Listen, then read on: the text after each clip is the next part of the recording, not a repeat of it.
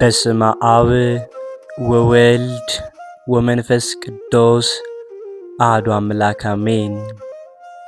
በክርስቶስ ክርስቲያን በወልድ ወልደ እግዚአብሔር በመንፈስ ቅዱስ መንፈሳውያን የተሰኛችሁ የኃያሉ የልዑል እግዚአብሔር ቤተሰቦች የእናታችን የቅድስት ድንግል ማርያም የአስራት የበኩራት ልጆች እንኳን ለሊቀ መላእክት ለቅዱስ ሚካኤል ወርሃዊ መታሰቢያ ክብረ በዓል በሰላም በጤና ደረሳችሁ።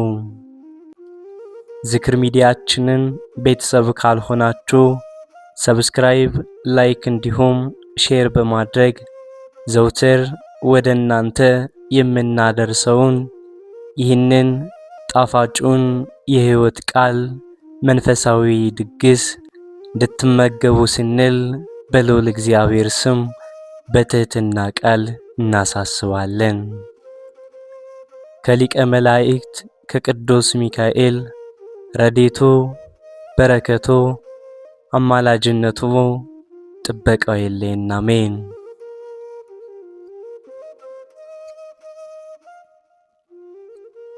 ጥንተ ፍጥረትን አሳምሮ ዓለምን በቃሉም አጽንቶ ለሚገዛ ለልዑል እግዚአብሔር ምስጋና ይሁን። ዛሬ የምናቀርብላችሁ ይህንን የቅዱስ ሚካኤልን ድርሳን ነው። የታሪክ መጋረጃ ከሰው ልጅ ዕውቀትና ምርምር በላይ ወደ ሆነው በብርሃን ወደ ተገነባው ሰማያዊም ዓለም ይወስደናል።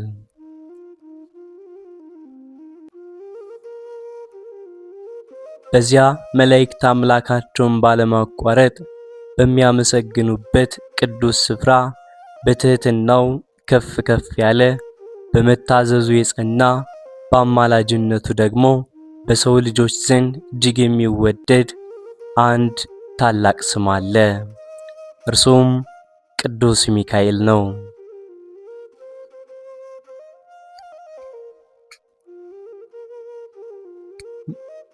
ሚካኤል የሚለው ስም ትርጓሜውም ማን እንደ እግዚአብሔር ያለ ማለት ነው። ይህ ስም ዝም ብሎ መጠሪያ ብቻም ሳይሆን በትዕቢት ተወጥሮ እንደ አምላክ ሆናለሁ ብሎ የተነሳውን ሳጥናኤልን ድል የነሳበት የድል አዋጅ ስም ነው።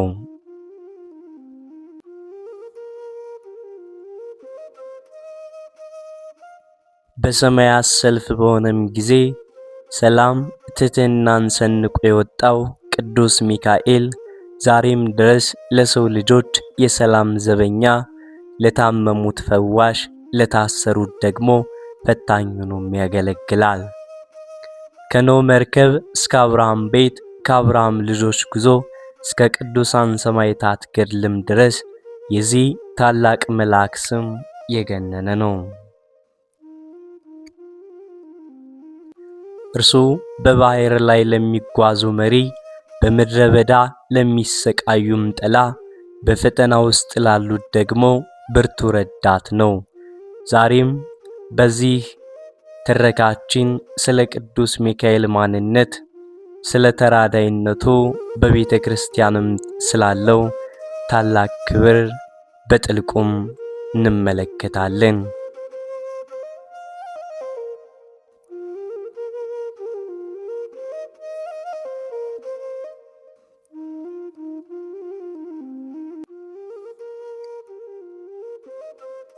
አንድ አምላክ በሚሆን በአብ በወልድ በመንፈስ ቅዱስ ስም የአንጾኪያው ሊቀ ጳጳሳት አባ ዮሐንስ ስለ ሊቀ መላእክት ስለ ቅዱስ ሚካኤል ገናናነት ሰውንም ስለ መውደዱ የተናገረው በመጋቢት 12 ቀን የሚነበብ ክቡር ኃያል መልአክ የሚሆን የቅዱስ ሚካኤል ድርሳን ነው።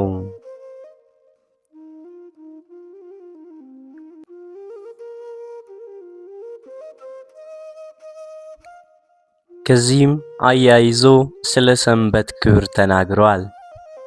ዳግመኛም ስለ እንግዳው ማቴዎስና ስለ ሚስቱ ስለ ልጆቹ በመላእክት አለቃ በቅዱስ ሚካኤል ልመና በእግዚአብሔር እንደመዳኑም ተናገረ።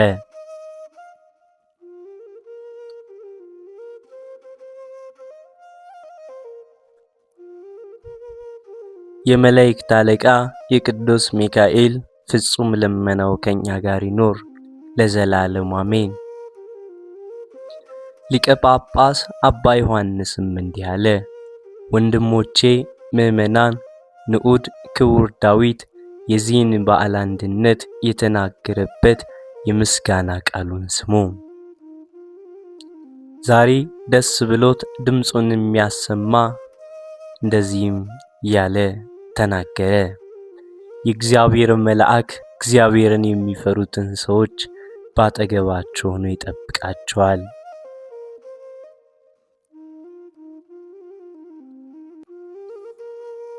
ወዳጆች ሆይ ዛሬ እነዚህ ሁለቱም በዓላት የመላእክት አለቃ የቅዱስ ሚካኤል በዓልና ጌታችን መድኃኒታችን ኢየሱስ ክርስቶስ የተነሳበት የከበረችው ሰንበት የተባበሩት በዓል ነው።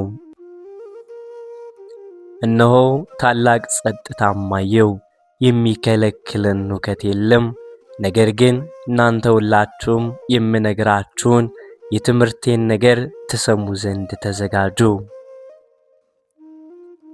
በሃይማኖት ይህንን ነገር የምትሰሙትን እናንተም ስሙ። ጌታችን ባለ 100 ባለ 60 ባለ 30 አለ። ያለውን ታውቁ ዘንድ በእውነት ዋጋን የሚሰጥ የሕያው እግዚአብሔር ልጅ ጌታችን መድኃኒታችን ኢየሱስ ክርስቶስ ከኛም የራቀ አይደለም።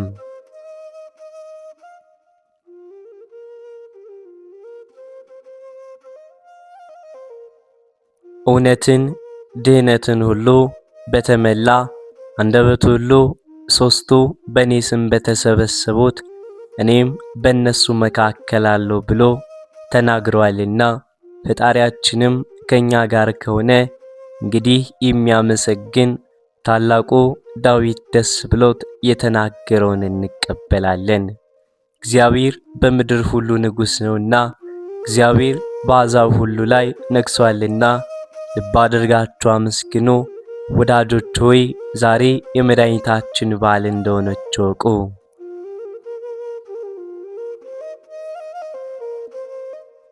ይህችውም የክርስቲያን ሰንበት ናት። አስቀድሞ እግዚአብሔርን ልናከብረው ፈጽመን ልናመሰግነውም ይገባናል። ሁልጊዜ ካህሊነቱ ክቡር ገንዘቡ ነውና ዘላለሙ በእውነት ከዚህም በኋላ የመላእክት አለቃ ቅዱስ ሚካኤልን ክብር ገናናነት እንናገር ዘንድ ማቴዎስ በቅዱስ ወንጌል የተናገራቸውን አልሰማችሁምን? መልአኩም ሴቶች እንዲህ አላቸው፣ እናንተስ አትፍሩ፣ የተሰቀለውን ኢየሱስን እንድትፈልጉ አውቃለሁ፣ አነሳለሁ ብሎ ለደቀ መዛሙርቱም እንደነገራቸው ተነስቷል፣ ከዚህ የለም። የመልአኩም መልኩ እንደ መብረቅ ነው፣ ልብሱም እንደ በረድ ነጭም ነው።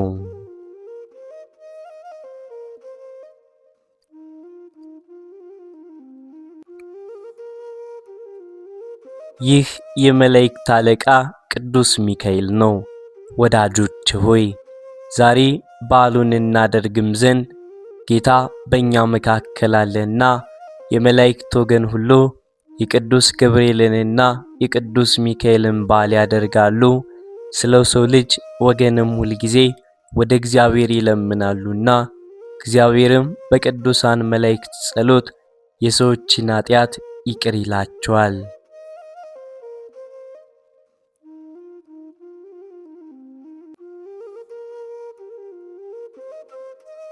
ከቅዱሳን ሁሉ የመላእክት አለቃ ቅዱስ ሚካኤል አብሮት ያልነበረ ማን ነው? የክብር አክሊል ይቀበልም ዘንድ በእግዚአብሔር ትእዛዝ ያላጸናው ማን ነው? ወዳጆች ሆይ በፍጹም ልቦናቸው ወደ እግዚአብሔር ከሚቀርቡ በጎ ሥራ ከሚሰሩ ሰዎች ሁሉ ጋር የመላእክት አለቃ ቅዱስ ሚካኤል እንዲኖር ስለ እነርሱ እግዚአብሔር ይረዳቸውም ዘንድ ከመከራም ያድናቸውም ዘንድ እንዲለምንላቸው ታውቁም ዘንድ ብትወዱ በእግዚአብሔር ኃይል የተደረገውን ይህንን ታላቅ ታምር ልንገራችሁ፣ ስሙ፣ አድምጡ።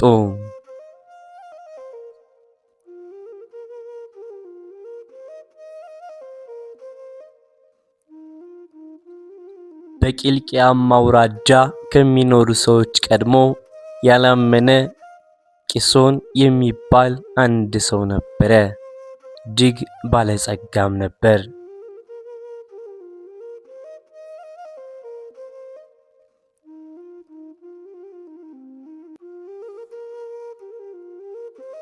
እግዚአብሔርን ግን አያውቅም ነበር። ሟርተኛ ጣዖትም የሚያመልክ ነበር እንጂ በስንፍናው ስለ እንደዚህም ነበር። እግዚአብሔር ሊያድነው በወደደ ጊዜ በመርከብ ለመነገድም ሲሄድ ቆሎንያ ከምትባል ሀገር ደረሰ።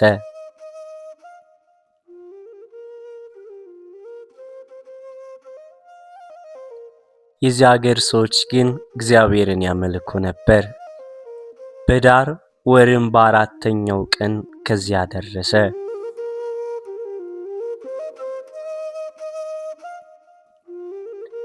በዚያች ቀንም በቀትር ጊዜ ቂሶን በመላእክት አለቃ በቅዱስ ሚካኤል ቤተክርስቲያን ፊት ወደ ገበያም ሄደ። ገበያተኞቹ ፋናውን ልብሱን ሲያዘጋጁም አይቶ ብዙውን አደነቀ። እግዚአብሔርም መክሮት የሥራቸውን ፍጻሜ እስኪያይ ድረስ ከዚያም ተቀመጠ።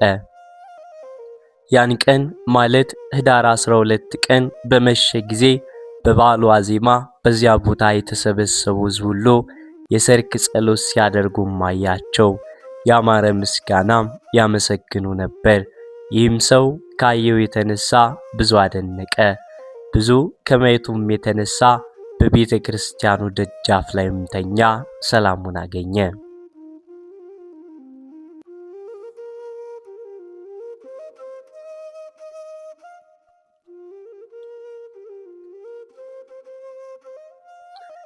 ዳግመኛም በዚያች ሌሊት ካህናትና አዋቂዎች የነግ ጸሎት ይጸልዩ ዘንድ ተሰበሰቡ። ይህም ሰው ስለሰማውና ስላየው ነገር ብዙ አደነቀ። ዳግመኛም በነጋም ጊዜ ሄዶ ከዚያች ሀገር ሰዎች ክርስቲያን የሆኑ 2 ሰዎችን አገኘ። ወንድሞቼ ሆይ በዚች ሌሊት በዚች ሀገር ብዙ ደስታና ምስጋና የሆነበት ነገር ምንድነው ብሎም ጠየቃቸው። ሁለቱም ዛሬ ህዳር 12 ቀን ነውና የመላእክት አለቃ የቅዱስ ሚካኤልን በዓል እናደርጋለን፣ ይቅር ኃጢአታችን ያስተስርይልን ዘንድ ከክፉ ነገር ሁሉ ያደነንም ዘንድ ስለኛ እግዚአብሔርን ይለምነዋልና አሉት።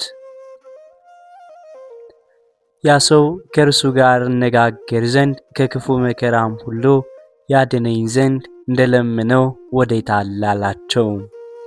እነርሱም መልሰው እንዲህ አሉት፣ እንደኛ ፍጹም ክርስቲያን እስክትሆን ድረስ ዛሬ ልታየው አትችልም። ክርስቲያንም ከሆንክ የምትለምነው ባሪያውን ብቻም አይደለም ጌታውንም ታየዋለህ እንጂ ከጌትነቱም የተነሳ ታደንቀዋለህ እንጂ እርሱም ከክፉ ነገር ሁሉ ያድንሃል።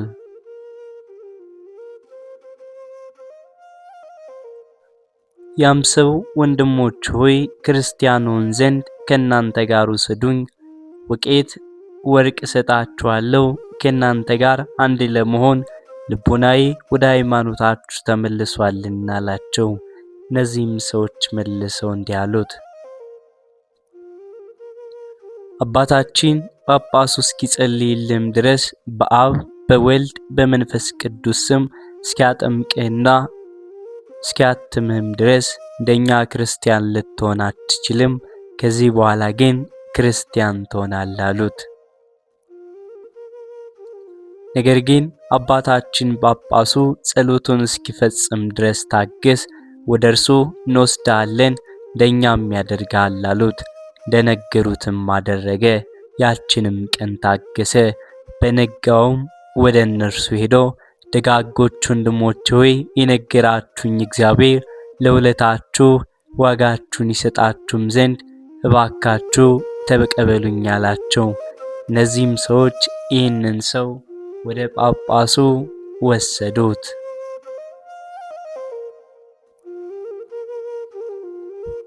ጳጳሱም ይህንን ሰው አንተ ከወዴት አገር ነህ? ወደዚህስ ምን ልታደርግ መጣህ? አለው። እኔስ ከቂልቅያ አውራጃ መጣሁ አለው። ጳጳሱም እንደኛ ክርስቲያን ልትሆን ልቡናህ ወደደን አለው። ይህም እንግዳው ሁሉ ክርስቲያን ሆን ዘንድ ልቦናዬ ወዷልም አለው። ጳጳሱም ከአማልክት በአማን ታመልክ ኑሯል አለው። ያም ሰው በፀሐይ አመልክ ነበር ብሎ መለሰለት። ጳጳሱም በዚች ምድር ፀሐይ በገባችም ጊዜ በምድር ላይ መከራ ያገኛል፣ ይረዳም ዘንድ በወዴት ታገኘዋል አለው።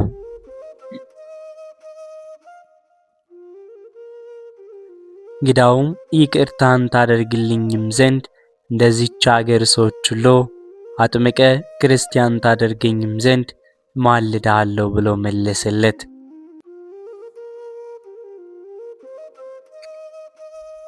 ጳጳሱም በአገርህ ሚስትና ልጅ አለህን አለው። ያም ሰው በአገሬ ሳው ልጄና ሚስት አሉኝ አለው። ጳጳሱም ወደ እነርሱ እስክትሄድም ድረስ ስለዚህ ዛሬ ላጥምቅህ አልችልም፣ እንዳትክዱ፣ እርስ በርሳችሁ እንዳትጠራጠሩ፣ እንዳትለያዩ፣ በዚህ ምክንያት የተቀበልነውን ጥምቀትንና ሃይማኖትን እንዳትክድ፣ መጀመሪያ ክደት ከሴት ሆኗልና፣ ነገር ግን ልቦና ከፈቀደ ሂድና ካንተ ጋር አምጣቸው፣ ክርስቲያን አደርጋቸዋለሁ አለው።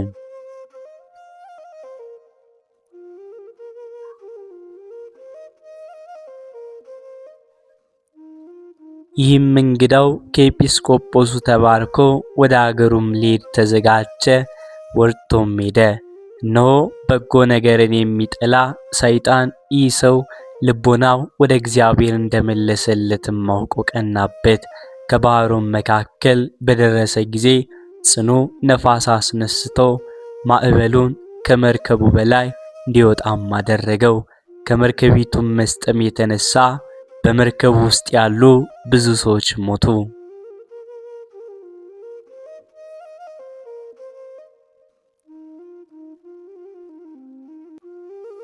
ይህም ሰው ይህን ባየም ጊዜ ጮኸ ተናገረ፣ እንዲህም አለ። ጌታዬ ኢየሱስ ክርስቶስ ሆይ ከዚህ ጽኑ መከራ አድነኝ። በመላእክት አለቃ በቅዱስ ሚካኤል ቤተ ክርስቲያን ስላየሁት ገናናና ክብር ባንተ አምናለሁ። እኔ በቤትም ያሉት ሁሉ መተን ክርስቲያን እንሆናለንና ያን ጊዜ ከሰማይ አትፍራ፣ አትደንግጥ የሚል ቃልን ከሰማይ ሰማ።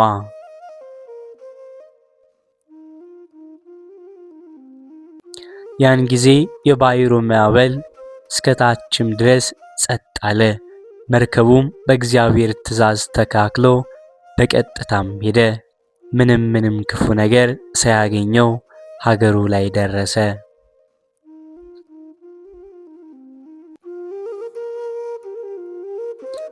ከቤቱም በገባም ጊዜ ደስ አለው። ያን ጊዜም በመርከቡ ውስጥ በጉዞ ላይ የተደረገውን ታምራት በቆሎንያም ሀገር የሆነውን ሁሉ ነገራቸው። ይህ እኛ የምናመልከው ፀሐይ በእውነት አምላክ አይደለም፣ ይልቅስ ኃያል አምላክ እግዚአብሔርን የሕያው የእግዚአብሔር ልጅ ኢየሱስ ክርስቶስን የምናመልከው ሰማይንና ምድርን የፈጠረ እርሱ ነው፣ ሁሉም ከእርሱ የተገኘ ነው አላቸው።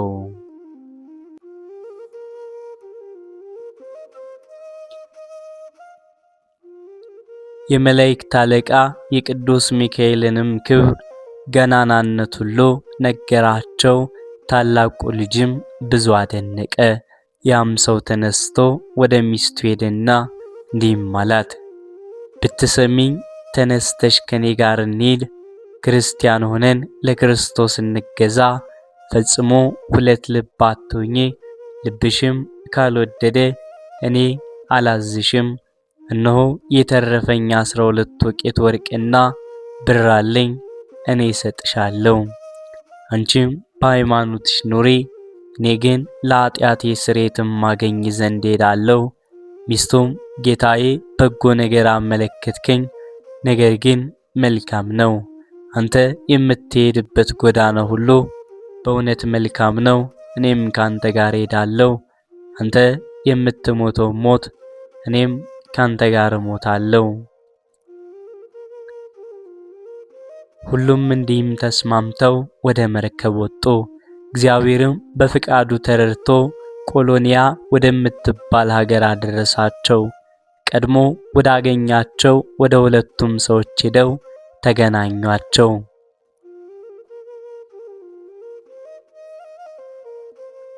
ክርስቲያንም ሊሆኑ እንደመጡ ነገሯቸው። እነርሱም ወደ ጳጳሳት ወሰዷቸው። እነዚያ ሰዎችም ያ ቀድሞ መጥቶ የነበረው ሰው እነሆ ከልጆቹና ከሚስቱ ከቤተሰቦቹም ጋር ክርስቲያን ሊሆኑ መጥተዋል ብለው ለጳጳሳቱም ነገሩት። ጳጳሱም ስለ ነፍሳቸው ድነት እጅግ ደስ አለው። ወደ እርሱም በቀረበም ጊዜ በእውነት ክርስቲያን ልትሆኑ ትወዳላችሁን? አላቸው። እነርሱም መልሰው በትህትና አዎ አባታችን፣ በጸሎት እግዚአብሔር ቢፈቅድልን አሉት። ያን ጊዜም ጳጳሱ በመላእክት አለቃ በቅዱስ ሚካኤል ቤተ ክርስቲያን የክርስቶስ ለመሆን የሚያበቃውን የጥምቀት ሥርዓት አዘጋጀ። ለዚያ ሰው ለሚስቱ ለልጆቹና ለአገልጋዮቹም የሃይማኖትን ምስጢር አስተማራቸው። በአብ በወልድ በመንፈስ ቅዱስ ስም አጠመቃቸው። እግዚአብሔርን ባወጣላቸው በአዲስ ስም ጠራቸው። የዚያ ሰው የቀደመ ስሙ ቂሶን ይባልም ነበር። ከዚያም ማቴዎስ ብሎ ሰየመው።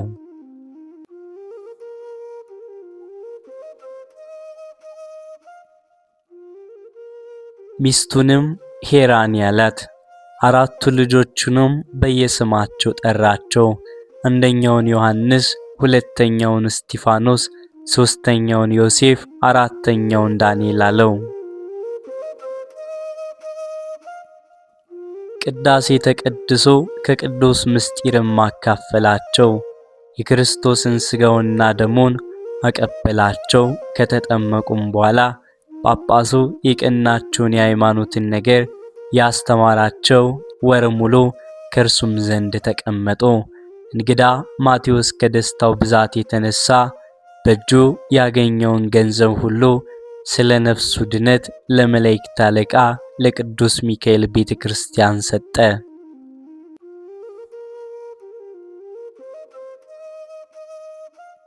ከዚህም በኋላ ሁሉም ከጳጳሱ ቡራኬ ተቀብለው አዋቂዎች፣ የሀገሩ ታላላቅ ሰዎች በሰላም ሸኝተዋቸው ወደ ሀገራቸው ሄዱ። በእግዚአብሔር ፈቃድም የመላእክት አለቃ ቅዱስ ሚካኤል እየመራቸው ወደ ሀገራቸው ገቡ። ወደ ሀገራቸውም በገቡም ጊዜ ለዘመዶቻቸው ታላቅ በዓልን አደረጉ። ለድሆችና ለጦም አዳሪዎችም ምጽዋትን ሰጡ። ለባልቴቶች፣ ለሙቶች ልጆች፣ ረዳት ለሌላቸው ሴቶች ሰዎች እስኪያደንቁም ድረስ ስማቸው በሰው ሁሉ ዘንድ ተወደደ። በጎ ምግባራቸው በአገሩ ሁሉ ተሰማ።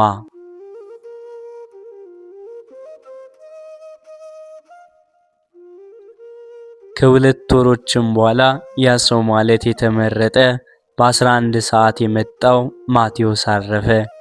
በሰማያትም ፍጹም ዋጋውን በመላእክት አለቃ በቅዱስ ሚካኤል አማላጅነት ከጠዋት እስከ ማታ እንዳገለገሉት ያክል አገኘ። ልጆቹ ግን ከእናታቸው ጋር በጎ አድራጎትን እያደረጉ አገልግሎታቸውን በእጅጉ አበዙ። ዲያብሎስንና ሰራዊቱ ግን እነዚህን ቅዱሳን ያደረጉትን በጎ ሥራም አይቶ አልታገሳቸውም። እነርሱም ተነስተው የአገሩን መኳንንት አስነሱባቸው፣ ጽኑ ጥል ቀሰቀሱባቸው እንጂ በጠላትነትም ተነስተው ገንዘባቸውን ከሳጥናቸው ወረሷቸው። ዮሐንስ ግን እናቱንና ወንድሞቹን እንዲህ አላቸው፣ እነሆ አባታችን ከሞተም ጀምሮ እነዚህ ሰዎች እጅግ ሲያሰቃዩኝ እናያቸዋለን። ተነሱ፣ ይችን ሀገር ትተን ወደ ሌላ ሀገር እንሂድ፣ በዚያም እንኖር። በቅዱስ ወንጌል ከዚህች አገር ቢያሳድዷችሁ ወደ ሌላይቱም አገር ሽሹ ተብሎ ተጽፏልና፣ አሁንም አሳደዱን፣ አሰቃዩን፣ መከራም አጸኑብን።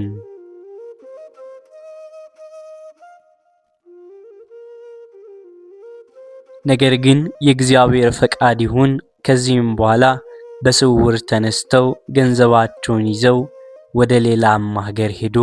የመላእክት አለቃ የቅዱስ ሚካኤል ጌታዬ ሆይ እርዳኝ እያሉ በዚያም ኖሩ። ቀድሞ ከሚያደርጉትም በይበልጥ ምጽዋትን አበዙ።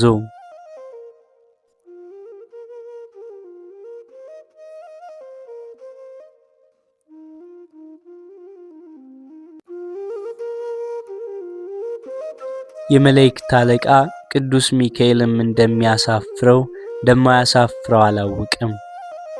እንደ አንበሳም ያናፋ ነበር። ከጥቂት ቀንም በኋላ ያገሩ ዘበኞች ሌሎችም ሴሎም ወደሚባለው ወደ አንድ ባለጠጋ በሌሊት ሄደው ቤቱን በርብረው ብዙ ገንዘብ ዘረፉ። ባለጸጋውም ያችን አገር ለሚገዛ መስፍንም ተናገረ።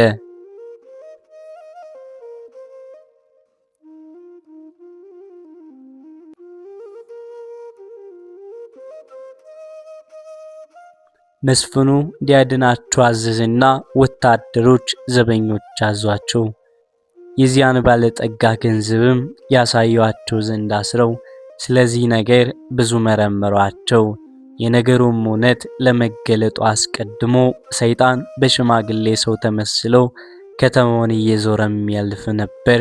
እንዲህም እያለ የባለጠጋውን የሰሎምን ገንዘብ የሰረቀው እኔ ያውቃለሁ። በዚህ ወራት ወደዚህ የመጡትን አራቱን ስደተኞች ጎልማሶች ወደ ቤቱም ገብተው ገንዘቡን ሲዘርፉ አይቻቸዋለሁ። በአገራችን በነበሩበት ጊዜም ስራቸው ይሆን እንደነበረ እኔ ያውቃለሁ። ከአገራቸውም አስወጥተው የሰደዷቸውም በዚህ ምክንያት ነው ብሎ መሰከረ። የሀገሩ ሰዎችም ይህንን ሰምተው ለመስፍኑ ነገሩት። ያን ጊዜም በመስፍኑ ትእዛዝ በራስ ጸጉራቸውም ይዘው የጎተቱ ወደ መስፍኑ አመጧቸው። ያለ ርኅራኄም አሰቃዩአቸው። እናታቸውም እያለቀሰች በኋላቸው ትከተላቸው ታረጋጋቸው ነበር። እንዲህ እያለች ልጆቼ ሆይ አትፍሩ፣ አትደንግጡ። የምታምኑበት አምላክ በመላእክት አለቃ በቅዱስ ሚካኤል አማላጅነት ከመከራው ሁሉ በሐሰትም ከተናገሩባችሁ ክስም ሊያድናችሁ እንደሚችል እኔ ያውቃለሁ።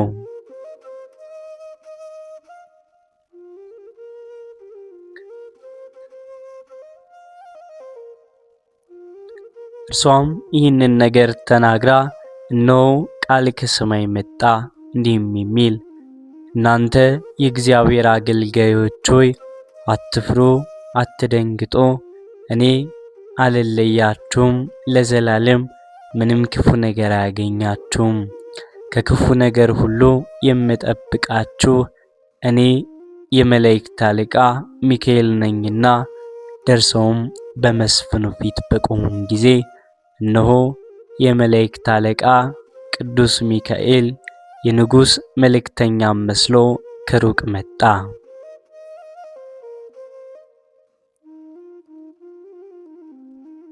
መስፍኑም ባየም ጊዜ ተነስቶ በፍርድ አደባባይ እንዲቀመጥ ፍርዱንም እንዲሰማ ማለደው።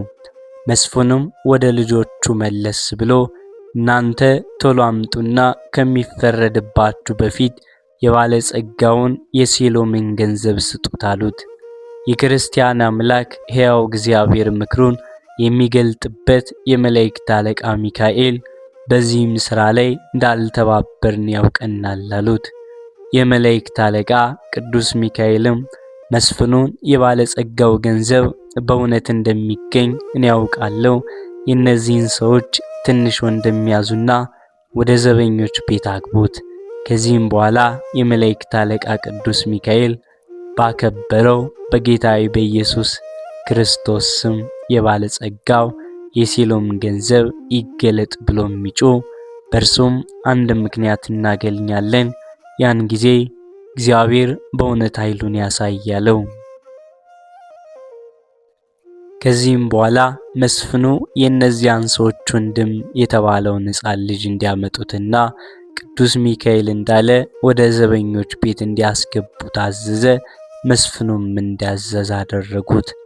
ያም ልጅ በጌታዬ በኢየሱስ ክርስቶስ ስም በመላእክት አለቃ በቅዱስ ሚካኤል አማላጅነት የባለጸጋው የሴሎም ገንዘብ ይገለጥ ብሎም ጮኸ። ያን ጊዜም የእግዚአብሔር ቃል መጣ። በዚያም ያሉት ሁሉ እንዲህ ሲል ሰሙ። ወደዚች ዋሻ ግቡ፣ የባለጸጋውን የሴሎም ገንዘብ ሁሉ ታገኛላችሁ። ይቺ ትንሽ ልጅና ወንድሞቹም ከኃጢአት ንጹሐን ናቸው። ያን ጊዜም ወደ ዋሻው ወረዱ፣ የባለጸጋውንም ገንዘብ አገኙ። ለመስፍኑም የሆነውን ነገሩት፣ እጅግም አደነቀ። የንጉሥ መልእክተኛም መስሎ ለነበረው ለመላእክት አለቃ ቅዱስ ሚካኤል የሚነግረው ዘንድ መለስ ባለም ጊዜ አላገኘውም። ያን ጊዜ እጅግ አደነቀ። አራቱንም ሰዎች ነፃ አድርጎም አሰናበታቸው። ደስ ብሏቸው እግዚአብሔርን እያመሰገኑ የመላእክት አለቃ ቅዱስ ሚካኤልን ምልጃ ታላቅነትም እያደነቁ ወደ ቤታቸው ገቡ። እነዚያን ቅዱሳን ያዩ የሰሙ ሁሉ ከመልካም ግብራቸውም የተነሳ እስኪደነቁም ድረስ ዘውትር የሚያገኙትን ቸርነትና በጎ አድራጎትም አልቀነሱም።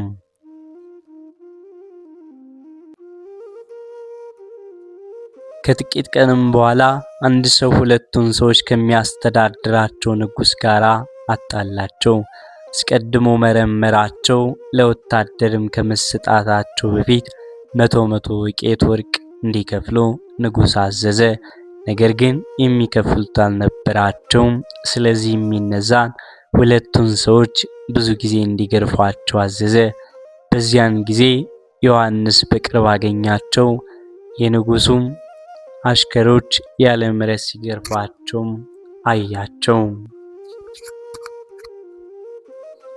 የንጉሡም አሽከሮች እነዚህን ሰዎች የምትደበድባቸው በምን ምክንያት ነው አላቸው። የንጉሡ አሽከሮችም በ200 ወቄት ወርቅ ምክንያት ይዘናቸዋል አሉት። 200 ወቄት ወርቅ 200 ወቄት ወርቅ ብሰጣችሁ ትተዋቸዋላችሁን አላቸው። ወታደሮችም አዎን ተዋቸዋለን፣ ባይሰጡስ ግን እንገላቸዋለን አሉት። ዮሐንስ ግን ወታደሮቹን እስክመለስ ትንሽ ታግሱኝ አላቸው። ሄደውም 200 ወቄት ወርቅ አመጣና ሰጣቸው። በእነርሱ ላይ ስልጣን ላላቸው ለአራቱ መኮንኖችም አንዳንድ ወቄት ወርቅ ሰጣቸው።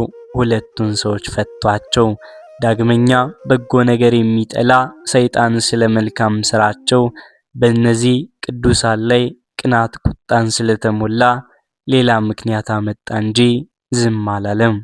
ጭንቅንና ከባድ መከራን አስነሳባቸው። ለነዚህ ቅዱሳን ቤት አቅራቢያም አንድ ባለጸጋ ሰው ነበር።